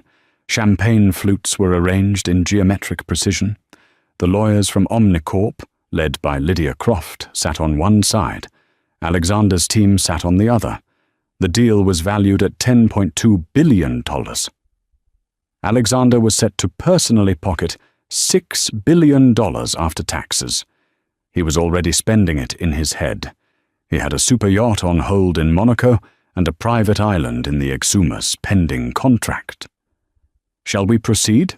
Lydia asked, unscrewing a Montblanc pen. "Subject, of course, to the final system integrity check running as we speak." "Of course," Alexander said, his palms sweating slightly. He hadn't slept in 2 days. Ravi had been patching the latency issues with temporary code bridges, digital duct tape, hoping it would hold for just 1 more hour. On the main wall, a giant dashboard displayed the live status of the Mercer neural link. It was steady. Green. Alexander signed the first page of the quadruplicate contract. Then the room went silent. A low, dissonant hum started emanating from the server racks in the adjacent glass-walled room. On the main dashboard, the green lights flickered once, twice, and then, simultaneously, every single status indicator turned a violent, flashing red. System failure. Core dump. Initiated. Kernel panic. "What is that?" Lydia asked, her pen freezing in mid-air. "Ravi!" Alexander roared, standing up so fast his chair toppled over. "Kill the feed! Cut the monitors!" "I can't!" Ravi screamed from his console, his fingers flying across the keyboard. "It's not responding! The admin overrides are locked out!" On the screen, the code began to delete itself. Lines of proprietary data, worth billions of dollars, were vanishing in real time, replaced by a scrolling skull and crossbones Asakao art. Then, a text box appeared in the center of the massive screen, 10 feet high, for everyone in the room to see. User authentication required. Biometric signature missing. System lockdown initiated. Contact administrator. IM. IM? Lydia read the screen, her eyes narrowing. She looked at Alexander. "Who is IM, Alex?" Alexander stared at the screen. The color drained from his face, leaving him looking like a wax figure melting in the heat. Isabella Mercer. It's a glitch, Alexander stammered, but his voice lacked its usual power. A prank. Someone hacked us. That's not a hack, Alex, Lydia said, her voice dropping to a terrifyingly calm register. That is a dead man's switch. I've seen them before. The system thinks the owner is dead or absent, so it's locking down the IP to protect it. She stood up. This technology isn't yours, is it? Of course it is. I own the company. You own the shell, Lydia spat. But whoever I am owns the soul of this machine. And without them, you are selling me a $10 billion paperweight. She capped her pen. The sound was like a gunshot in the silent room. The deal is off, Alex, and I'm calling the SEC. Attempting to sell technology you don't control is fraud. Lydia, wait! Alexander lunged for her arm. She shook him off with disgust. Don't touch me, you're toxic. Come on, everyone. The Omnicorp team filed out. The champagne grew warm. The scrolling skull on the screen mocked him. Alexander turned to Ravi, who was cowering under his desk. Fix it, Alexander whispered, his voice trembling with rage. I can't, Ravi wept. I checked the source code, Alex. It's encrypted with a polymorphic key. It needs her fingerprint. It needs her retinal scan. If we try to brute force it, the system wipes the servers. Everything goes. The customer data, the algorithms, the backups. We lose everything. Where is she? Alexander screamed, grabbing a heavy crystal vase and hurling it through the glass wall of the server room. It shattered, sending shards flying. Find my wife! Chloe St. James, who had been live streaming the celebration on her phone, quickly ended the video. She looked at Alexander, who was purple with rage, veins bulging in his neck. She looked at the deal cancelled alerts already popping up on Bloomberg terminals. I think I'm going to go to my mum's house, Chloe said quietly. Get out, Alexander screamed at her. Get out, you useless parasite! As his world collapsed, Alexander stood alone in the ruins of his boardroom. He had the suits, the penthouse, and the title. But Isabella had the kill switch, and she had just pulled it. The stock market reaction was instantaneous and brutal. News of the failed merger and the system instability leaked within minutes. Mercer Dynamics stock, ticker MDYN, opened at $145 a share. By lunchtime, it was trading at $42. By the closing bell, it was at $12. Alexander lost $3 billion of net worth in 6 hours. The board of directors called an emergency meeting. They were screaming for blood. They wanted Alexander's head on a platter. The SEC had already opened a formal inquiry into misrepresentation of assets. Alexander sat in his office, the blinds drawn. He was drinking whiskey straight from the bottle. He looked disheveled, his tie undone, his eyes bloodshot. He had his team of private investigators on speakerphone. Tell me you found her, Alexander rasped. We have a lead, Mr. Mercer, the lead investigator, a former FBI agent named Miller, said. We tracked the IP address that triggered the lockdown. It didn't come from a server farm. It came from a secure medical facility in Zurich, Switzerland. Switzerland? Alexander rubbed his temples. She's at the clinic. Her mother died there. Go get her. Drag her back here if you have to. We can't touch her there, sir. Swiss privacy laws are strict, and there's something else. What? We pulled the flight manifest under a pseudonym. She traveled alone. But the hospital admission records. Sir, she checked in for an emergency C-section 3 days ago. There's a birth certificate filed. Alexander froze. The bottle of whiskey hovered halfway to his mouth. The baby. He had forgotten about the baby. In his pursuit of the merger, the child had become an abstraction to him, a nuisance. Did it survive? Alexander asked, a strange emotion flickering in his chest. Yes. A boy. Leo Mercer. Alexander closed his eyes. A son. He had a son, and he had an ex-wife who held his life in her hands. "Get me a plane," Alexander said. "I'm going to Zurich." "Sir, the board has grounded the corporate jet," his assistant whispered from the doorway. "They froze your expense accounts." Alexander let out a guttural roar and threw the whiskey bottle against the wall. "Then book me commercial. I don't care. Just get me to Zurich."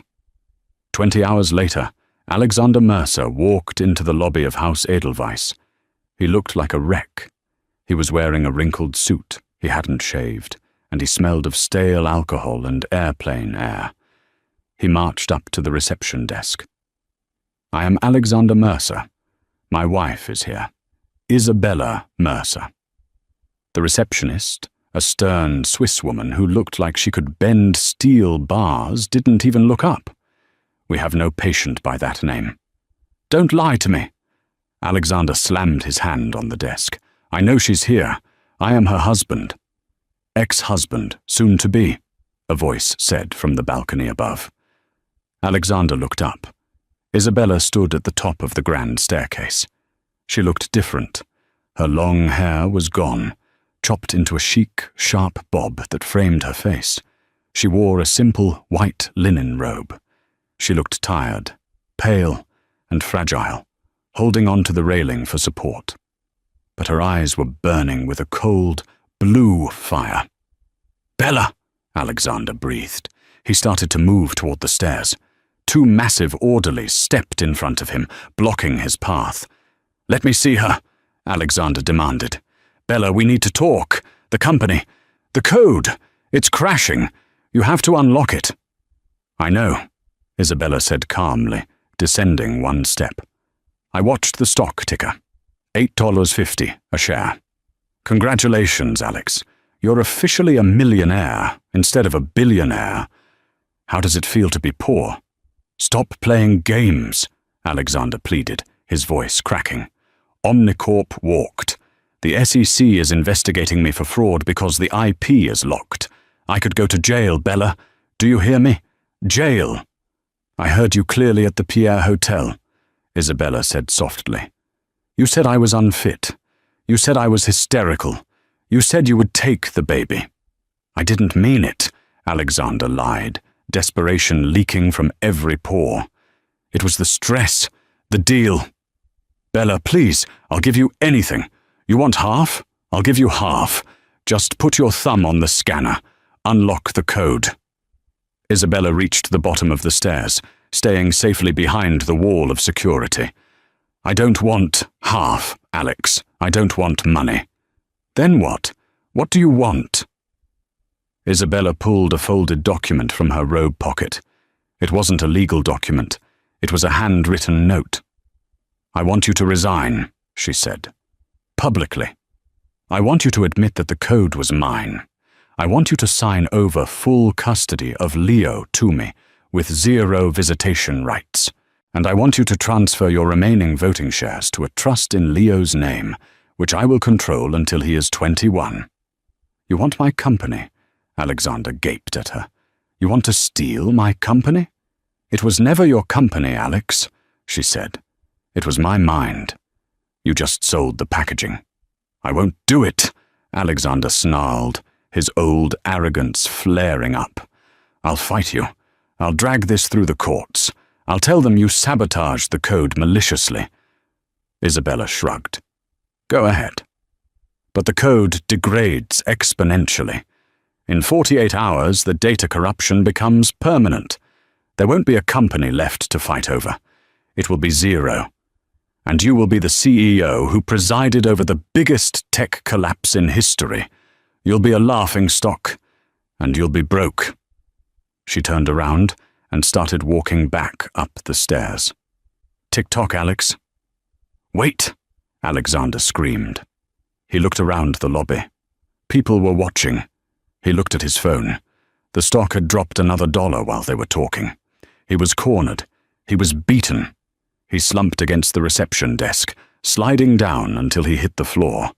He put his head in his hands and wept. Ugly, heaving sobs of a man who had lost his godhood. "Fine," he choked out. Fine, I'll sign. Isabella stopped. She didn't turn around. She just signaled to a man standing in the shadows of the hallway. It was Saul Berkowitz. He stepped out, wearing a rumpled suit, holding a tablet and a stylus. Hello, Alex, Saul said, a grim smile on his face. I have the documents ready. DocuSign, okay? Alexander signed. He signed away his title. He signed away his son. He signed away his legacy. Saul checked the signatures. It's done. Isabella turned back. She walked over to Alexander, who was still on the floor. She looked down at him, not with hate, but with pity. The biometric scanner is on the server login page, she said. I'll unlock it remotely in 10 minutes. But Alex? He looked up, his eyes red and swollen. The next time you underestimate a woman, Isabella said, make sure she isn't the one who wrote your operating system. She turned and walked away, back toward the nursery, back to her son, leaving Alexander Mercer alone in the lobby of a Swiss clinic, a king with no crown. 1 year later. The winter wind whipped down Fifth Avenue, biting and cold, but inside the penthouse office of the newly rebranded Phoenix Systems, formerly Mercer Dynamics, the air was warm and smelled of fresh orchids. Isabella sat behind the desk. The massive oak slab where Alexander used to prop his feet up and declare himself a god. She had replaced his leather executive chair with one of ergonomic mesh, and the walls, once adorned with ego-stroking portraits of Alexander shaking hands with presidents, were now covered in whiteboard paint, filled with complex code architecture and photos of her son, Leo. Madam Chairwoman, Isabella looked up. It was Saul Berkowitz. He looked different these days. He was wearing a tailored suit, his hair was trimmed, and he no longer looked like a man crushed by the weight of parking ticket disputes. He was now the chief legal officer of a $40 billion company. Saul, please, Isabella smiled, closing her laptop. I told you, when it's just us, it's Bella. Old habits, Saul chuckled, placing a file on her desk. I just wanted to give you the quarterly report. Since you implemented the new ethical sourcing protocols and open-sourced the educational version of the neural link, public sentiment is at an all-time high. Stock is trading at 210. Omnicorp is actually asking to license our tech now instead of buying us out. Let them beg for a while, Isabella said, her eyes gleaming with a sharp intelligence. We don't need their money. We have the code. There is one other thing, Saul said, his demeanor shifting. He looked uncomfortable. He's downstairs. Isabella didn't flinch. She didn't need to ask who. Did he make an appointment? She asked coolly. No, security stopped him at the turnstiles. He's claiming he has a right to see the shareholders. He's causing a scene. Isabella stood up. She walked to the floor-to-ceiling window that overlooked the city. Let him up, but tell security to escort him. And Saul, stay in the room. 5 minutes later, the double doors opened. Alexander Mercer walked in. The change was shocking. The man who had once worn $5,000 tuxedos as casually as pajamas was now wearing a suit that was clearly off the rack and ill-fitting.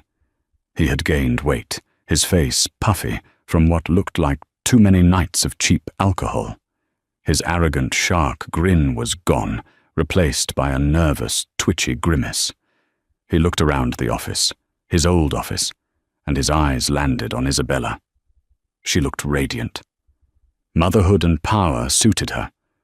She was wearing a cream-colored power suit that accentuated her strength. She didn't look like a victim. She looked like a queen. Hello, Alex, she said, not inviting him to sit. Bella, Alexander said, his voice rough. You look good. Really good. State your business, Alex. I have a board meeting in 20 minutes. Alexander swallowed hard. He fidgeted with his hands. I saw the news. The stock price.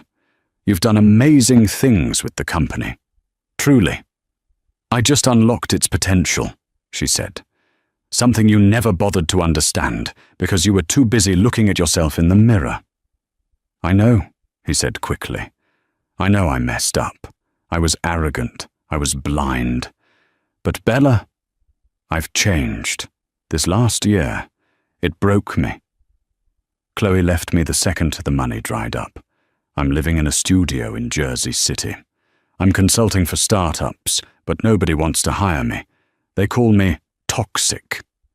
You are toxic, Alex, Isabella said simply. I'm a father, Alexander burst out, tears welling in his eyes. I have a son I've never met. I want to see him. Please. I know I signed the papers. I know I have no rights. But surely as a mother, you can't keep a boy from his father. Isabella walked around the desk. She stopped 3 feet from him. She smelled of success. He smelled of desperation. Do you remember the night at the Pierre, Alex? She asked softly. Alexander flinched. Bella, please. Do you remember? She pressed. You told the world I was unfit. You told me I was nothing but an incubator. You were ready to take him from me and give him to a 22-year-old Instagram model who thought a nursery should be chrome and stark white. I was wrong, Alexander sobbed. I'm begging you. Isabella looked at him, searching for any sign of genuine love. But all she saw was a man who had lost his toys and wanted them back. He didn't want Leo because he loved him. He wanted Leo because Leo was the heir to the fortune Alexander had lost. He wanted a way back in. Leo is happy, Isabella said, her voice ice cold. He is 1 year old. He loves blueberries and the color yellow. He has my eyes and my patience. And he has a family. Me, Saul, the people who actually care about him. I can be part of that family, Alexander pleaded. No, Isabella said. You can't, because you chose money over family a long time ago. You made your bet, Alex. Now you have to live with the loss. She pressed the intercom on her desk. Security? Mr. Mercer is leaving. 2 large guards stepped into the room. You can't do this, Alexander shouted as they grabbed his arms. I built this place. I am Alexander Mercer. You're nobody, Isabella said, turning her back on him to look out the window. Goodbye, Alex. As they dragged him out, screaming, Isabella didn't feel a triumph. She didn't feel joy. She just felt a profound sense of closure. The ghost that had haunted her was gone. The door clicked shut. Silence returned to the office. Are you okay? Saul asked gently. Isabella took a deep breath. She looked at the framed photo of Leo on her desk, his gummy smile wide and bright. I'm perfect, she said. She checked her watch. Cancel the board meeting, Saul. Madam Chairwoman, it's with the European investors. Reschedule it, Isabella said, grabbing her purse. My son takes his first swimming lesson in an hour. And unlike my ex-husband, I'm not going to miss the important things for a business deal. She walked out of the office, her heels clicking rhythmically on the marble floor. She took the elevator down to the lobby, walking past the giant mural in the atrium. It used to be a portrait of Alexander. Now it was a digital art installation representing the neural link, millions of connections, glowing and alive. She stepped out onto Fifth Avenue. The wind was still cold, but the sun was breaking through the clouds. A black town car was waiting. Thomas, her old driver who Alexander had fired, was holding the door open. She had rehired him immediately with a massive raise. Home, Mrs. Mercer? Thomas asked. No, Thomas. She smiled, sliding into the car. Take me to the future. The car pulled away, merging into the traffic of New York City. Isabella Mercer, the invisible woman, the discarded wife, the incubator, settled back into the leather seat. She had won the war, not by fighting with fists, but by knowing her own worth. She took out her phone and opened the app that controlled the company's core algorithm. It was running smoothly, 100% efficiency. She typed in a command, "Status check." The system replied, "Welcome home, Commander." Isabella smiled, locked the phone, and looked out at the city that was finally, truly hers. And that is how Isabella Mercer took back her life. It wasn't just about the money. It was about proving that you never, ever underestimate a woman who holds the keys to your castle. Alexander learned the hard way that arrogance comes with a heavy price tag, about $10 billion worth. If you enjoyed this story of karma and justice, please hit that like button. It really helps the channel and tells YouTube you want more stories like this. And hey, if you want to be part of our storytelling squad, smash that subscribe button and turn on the notification bell. I post new drama stories every week. What would you have done if you were Isabella? Would you have let Alexander see the baby, or did he get exactly what he deserved? Let me know your thoughts in the comments below. Thanks for watching, and I'll see you in the next story.